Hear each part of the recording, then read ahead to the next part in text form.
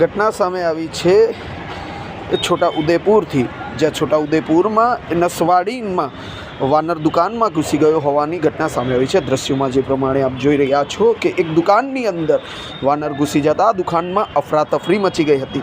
તે છતાં પણ વાનરે એક વ્યક્તિ ઉપર અટેક પણ કર્યો હતો, પણ સદનસીબે કોઈ પણ પ્રકારની જાનહાનિનું નુકસાન ન થયું હોવાનું ઘટના સામે આવી રહ્યું છે। ત્યારે છોટાઉદેપુરની નસવાડીમાં વાનર દુકાનની અંદર ઘૂસી જતા લોકોમાં ભયનો માહોલ ઊભો થતાં જ લોકો ઊંધી પૂંછડીએ નાસી ગયા છે।